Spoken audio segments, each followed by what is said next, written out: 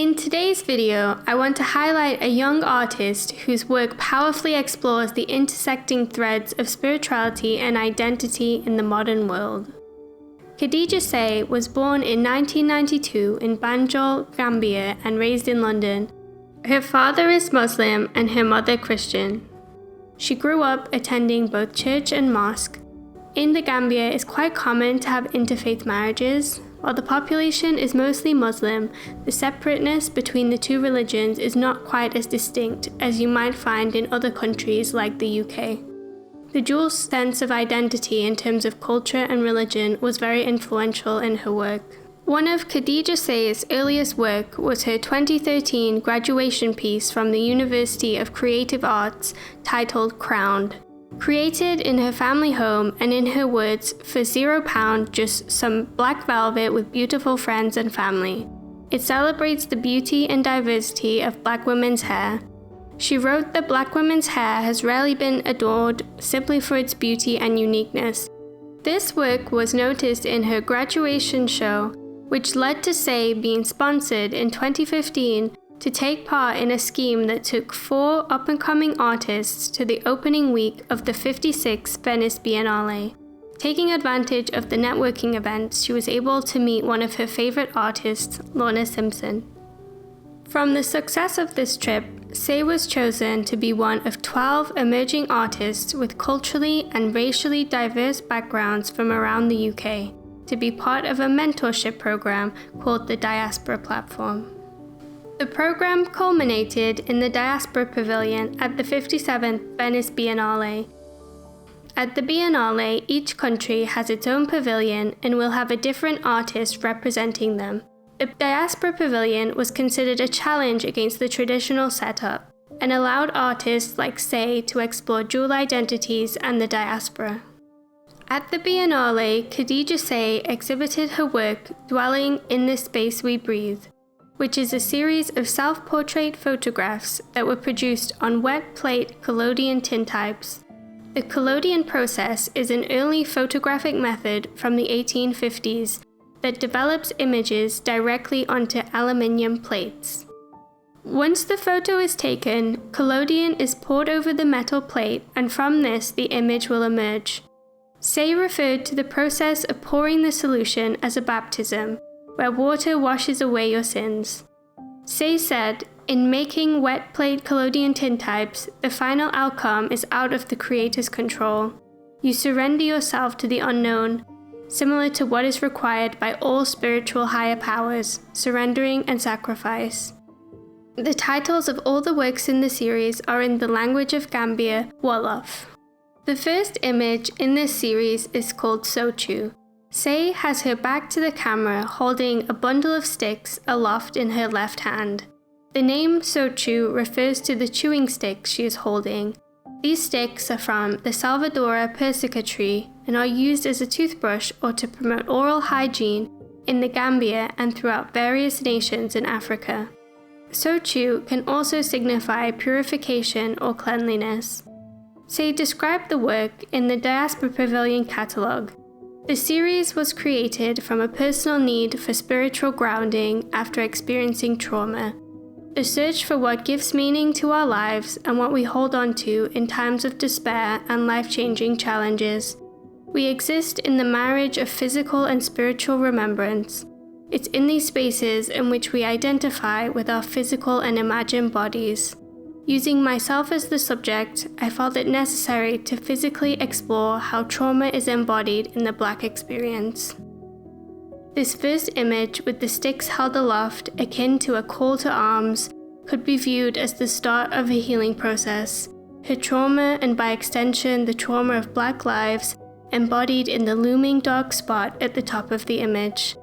By looking to her hand holding the Sochu, she's looking to her culture and the spirituality and religion embedded within that to explore and help her on this journey.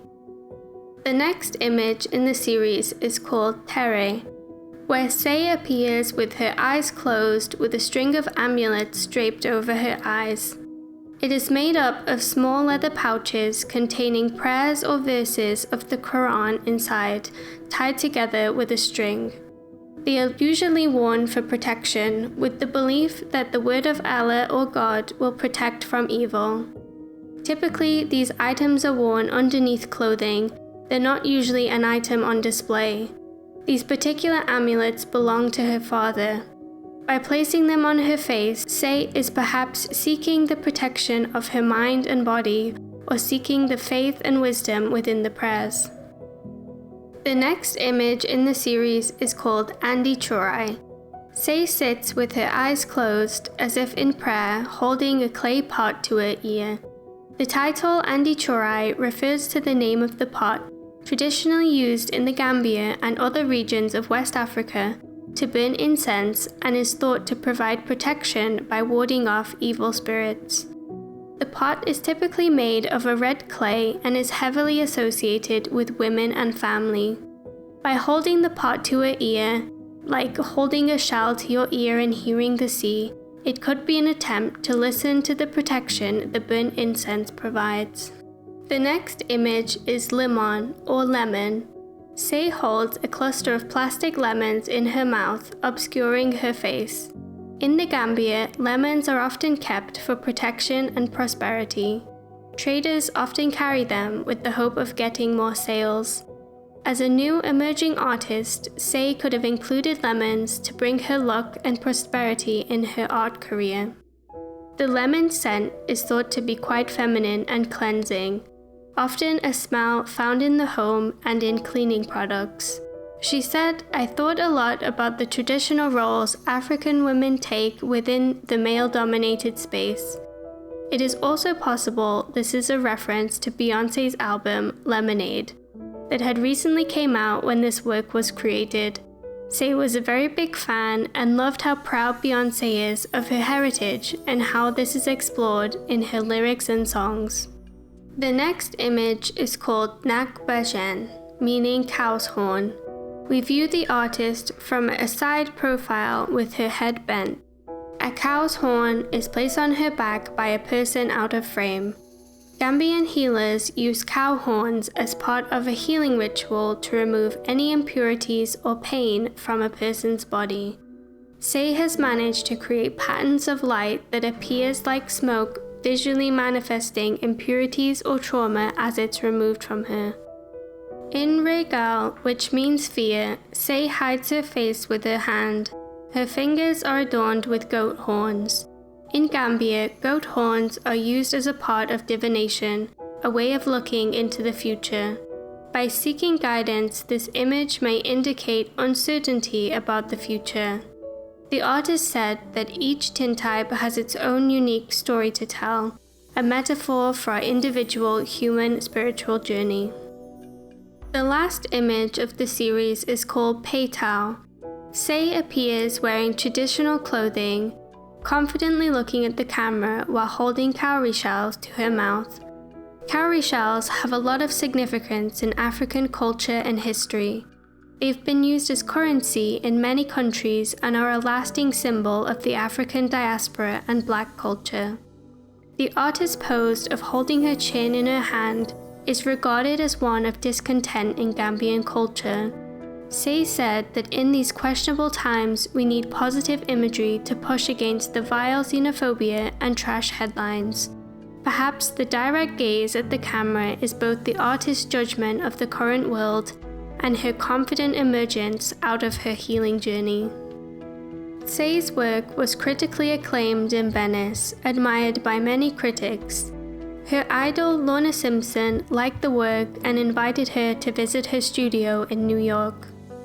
Saye was planning to take her mother to Venice to see her work, when tragically, in June 2017, at only 24, Khadija Saye and her mother Mary, along with 70 other people, tragically died in the Grenfell Tower fire in London.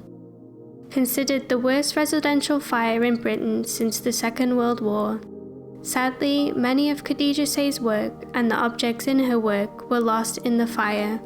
Luckily, digital copies remain. Since her death, Khadija Saye's work has been recognized, purchased, and displayed all over the world.